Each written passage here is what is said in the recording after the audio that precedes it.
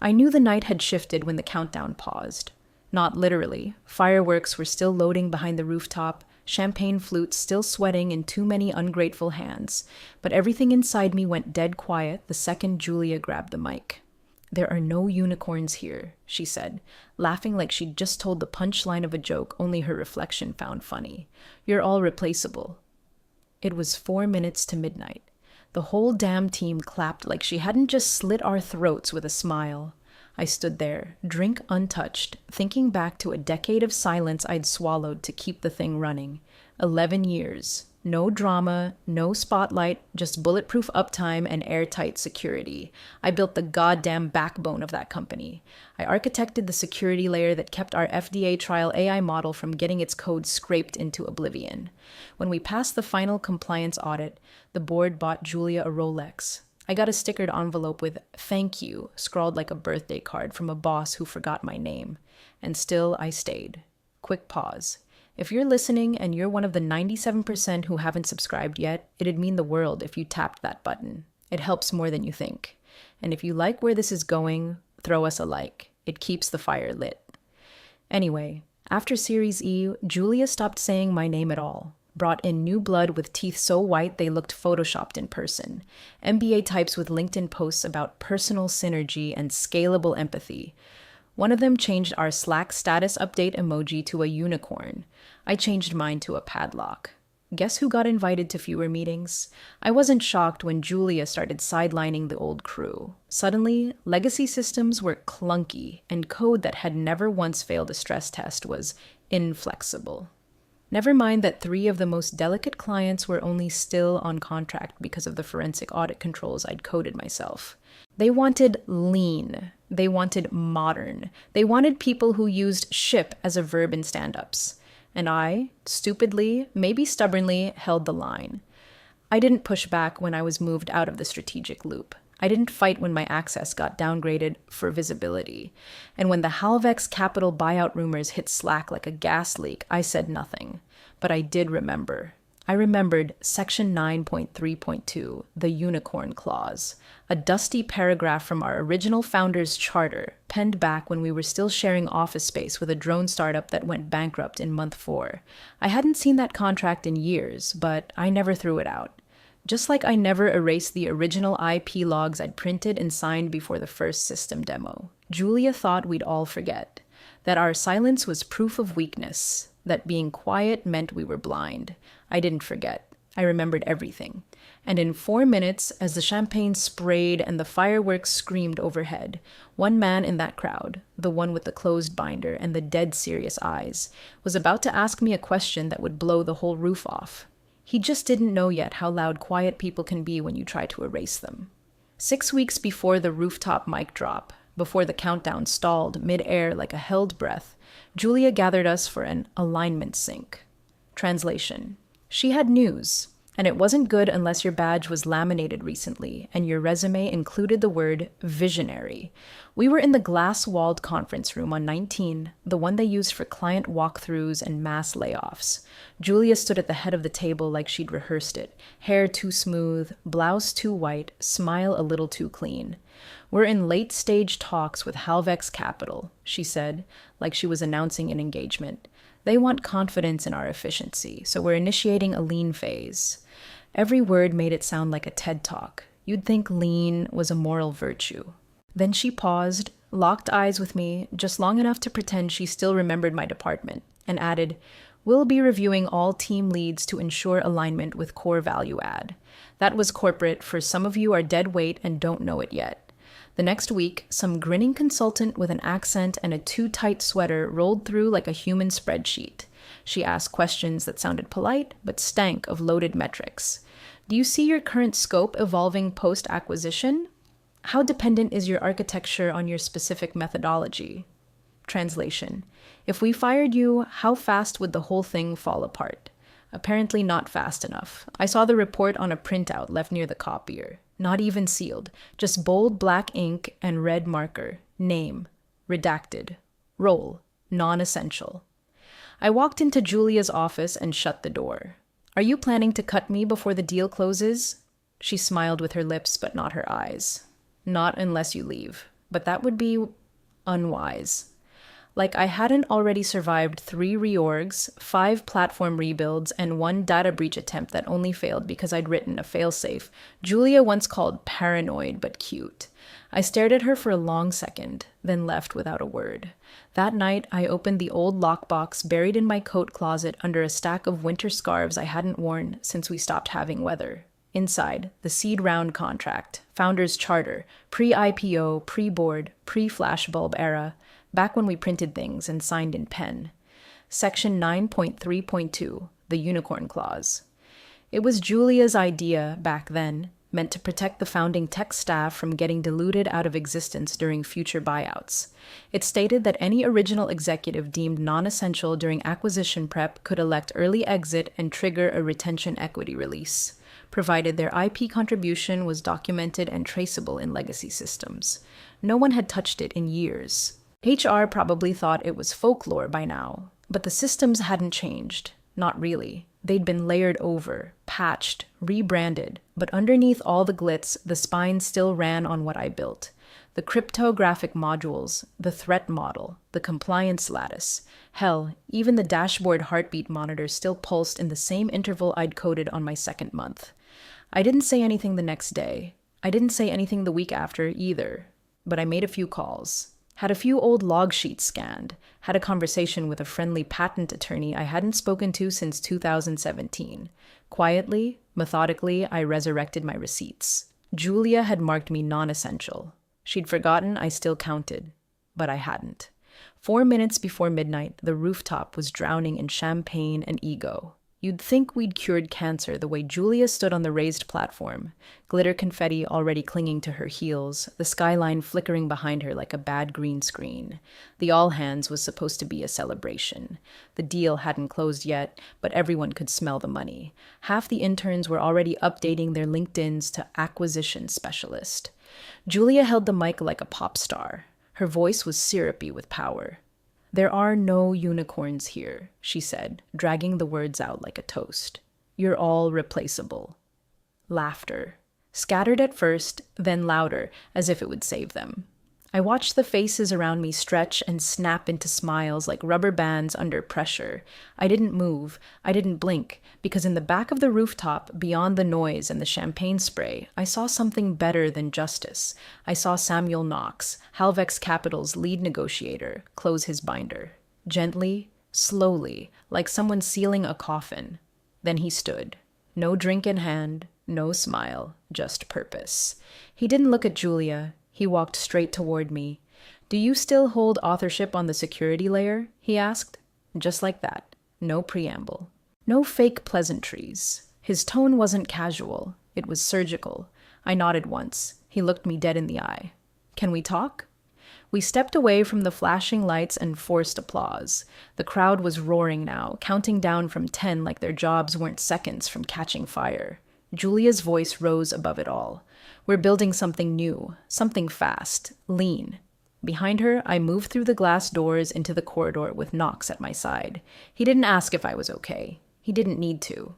His expression said what we both knew: the room was celebrating its own funeral, and I had just become the only person holding the burial records. I thought of the binder he'd shut. That thing had lived in every meeting for the last 3 months. Always open, always annotated, like a sacred text. And now he'd sealed it mid-toast. Julia thought she was winning, that she was sailing through the final stretch with the mic in one hand and Halvex's billions in the other. But she never read the fine print.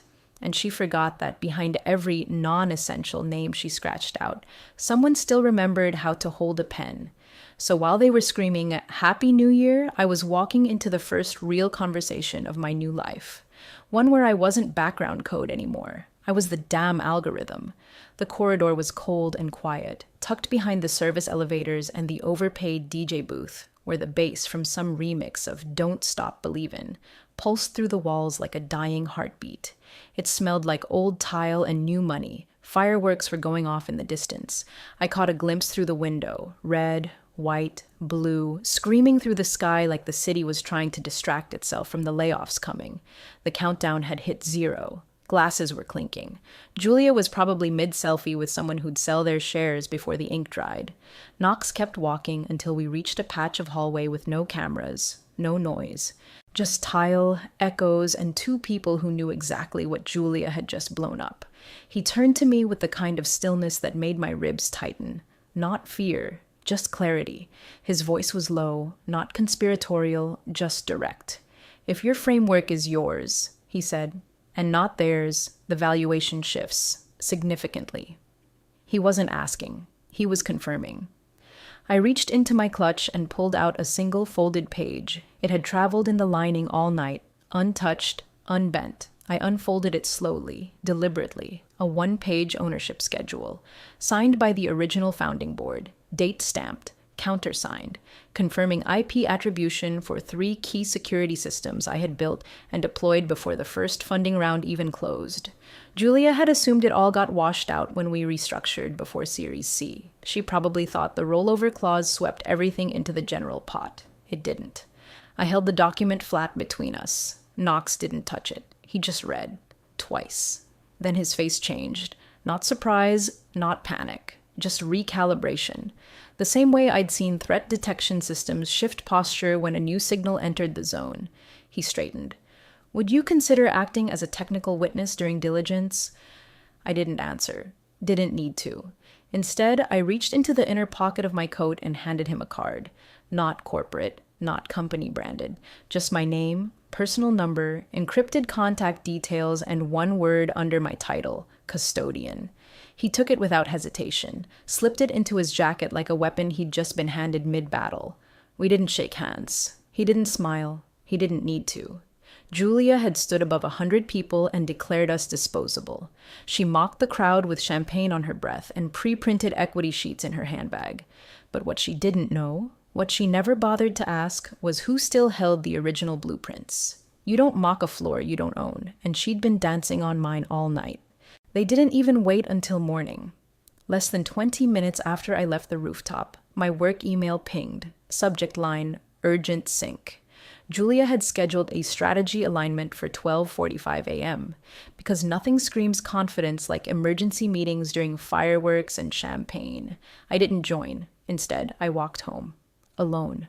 Quiet city under a loud sky. While people kissed and danced and screamed under fake gold rain, I walked down empty sidewalks with my heels in my hand and the contract that could flip a 9-figure valuation tucked into my coat like a live wire. Back in my apartment, I sat at the kitchen table, bare feet on cold tile, and opened my laptop. One email. No fluff, no fear, no performative legalese. Subject. Clause 9.3.2, Notification of Designation Body.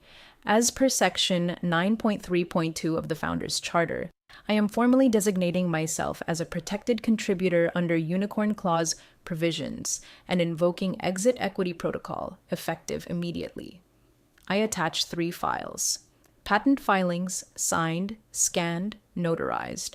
My original IP development log, cross-referenced with source control commits. The retention clause summary, highlighted in red where the equity triggers lived. I didn't see Julia. I sent it directly to her counsel. 5 minutes later, I got a Slack ping from a project manager I hadn't heard from in months. "Everything okay?" Julia's pacing. At 1:23 a.m., Julia emailed me directly, short, sharp. "Your card to Mr. Knox tonight was unnecessary. It created confusion. Not a good look." I didn't reply.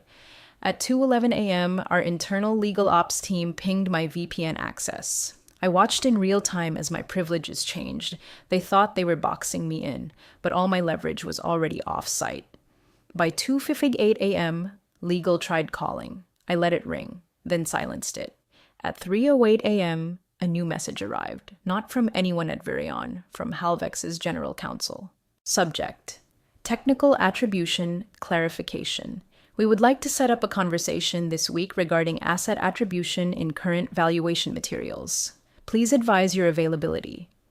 I didn't smile, didn't exhale, just sat there, letting the silence wash over everything.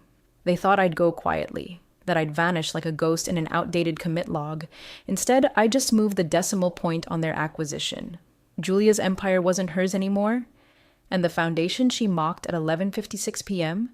It had just shifted 2 inches to the left, under my name. The email hit Julia's inbox at 6:47 a.m. Monday morning, time-stamped, flagged, and forwarded half a dozen times before she even opened it. Subject line: Urgent. Acquisition timeline adjustment. Asset attribution. Concerned sender. Samuel Knox. The message was 3 lines long, cold, clinical. We've been made aware of unresolved IP attribution inconsistencies. Pending clarification, due diligence is paused. No exclamation points, no qualifiers, no further comment. Halvex had closed the binder. Inside Virion, the ripple wasn't slow. It was instant combustion. By 7:15 a.m., legal was in the war room. By 8 Julia was snapping at assistants and dragging in execs who'd slept through the implosion.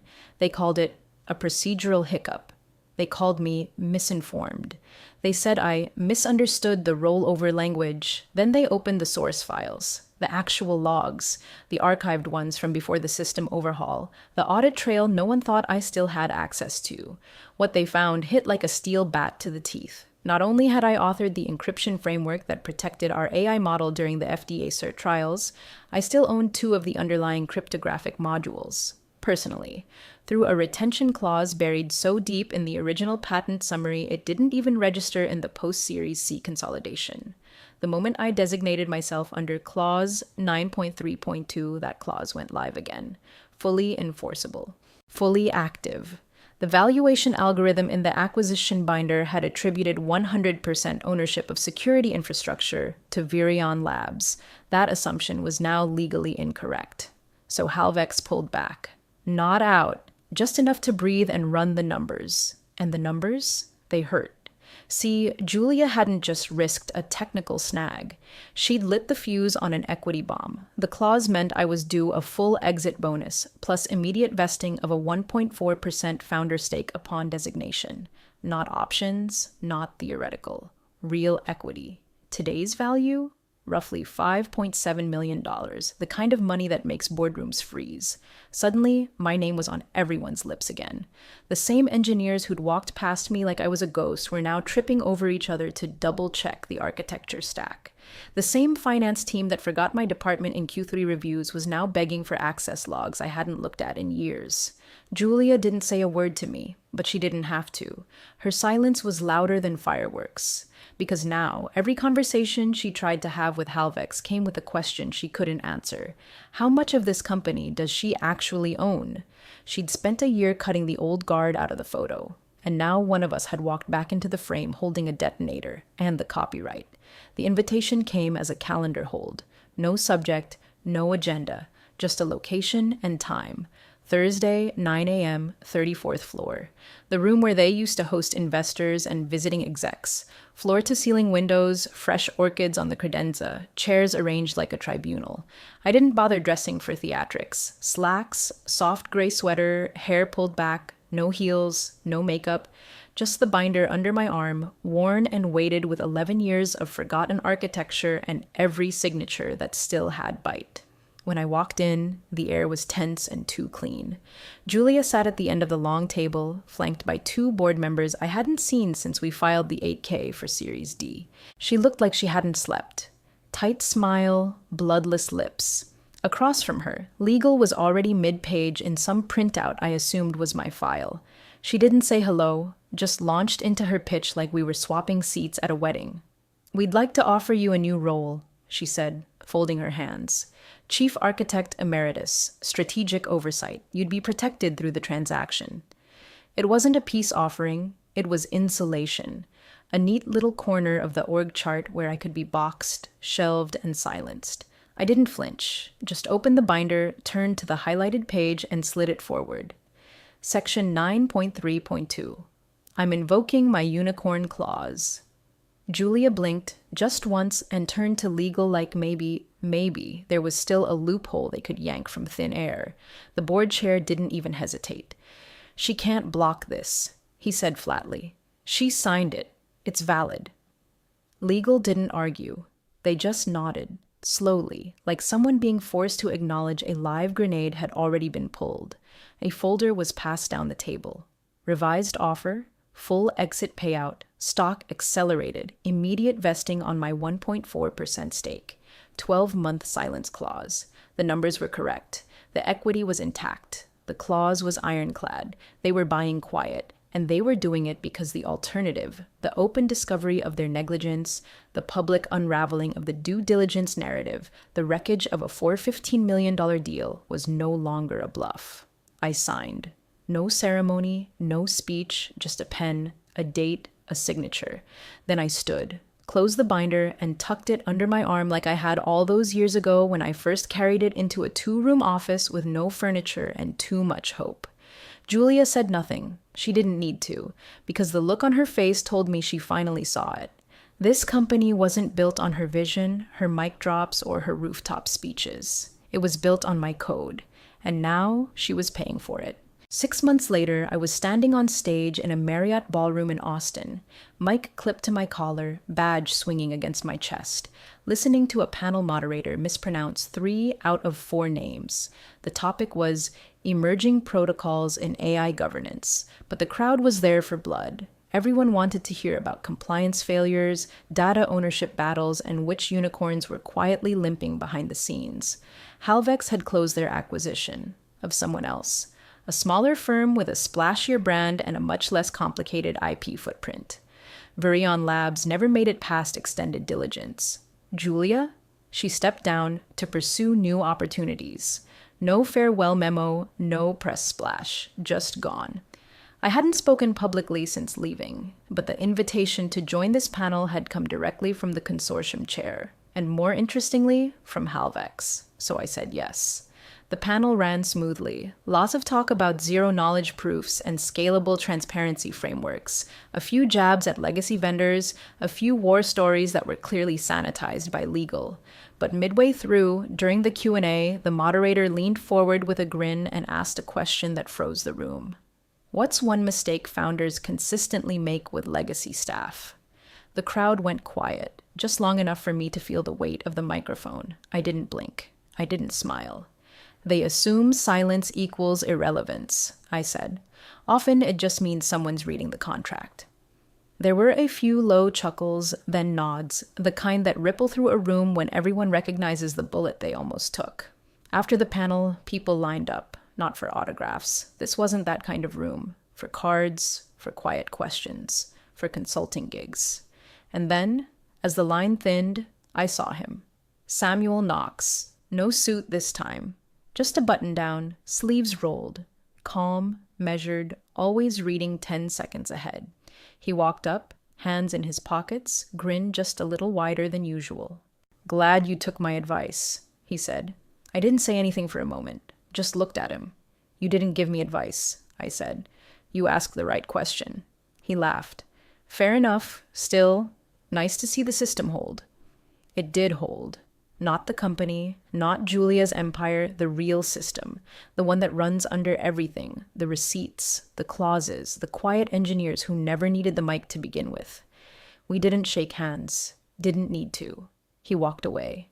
And I stood there, watching a few new founders talk animatedly by the coffee bar, already making jokes about unicorns. I hoped, for their sake, they were reading the contracts. At exactly 12:01 a.m., 1 year to the minute after I signed the silence clause, I refreshed the page. The timer on my calendar flipped.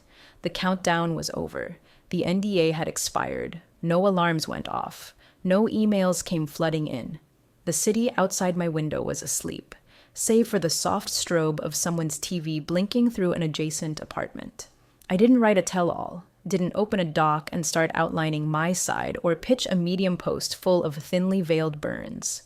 That kind of spotlight had never interested me. Julia had always craved the camera. I'd always just wanted the system to run. Instead, I logged into the IP registry, quietly, deliberately. I navigated to the entry for the cryptographic modules, my modules, the very same ones that anchored our FDA cert, our valuation bump, our entire defensible moat that Virion sold in pitch decks for 3 years straight. And I submitted a change of ownership. The modules were now owned by a non-profit foundation I had incorporated 6 months prior. It had no logo, no marketing plan, no press contacts. just a mission: free licensing for verified non-commercial research and underfunded public health labs. No fees, no royalties, no fingerprints. It wasn't revenge, it was release. Then, just before I shut my laptop, I opened LinkedIn. No photos, no hashtags. No tagged names or passive-aggressive subtext. Just one line. Some unicorns don't vanish, they just walk away quietly before the fireworks. I logged out. Closed the tab, no victory lap, no celebration, just a quiet house, a clean conscience, and a name no longer buried behind someone else's mic. She mocked us, those of us who built quietly, endured, outlasted. She stood on a rooftop and declared us replaceable. But the floor she stood on, I wrote it. And when the time came, I took it with me.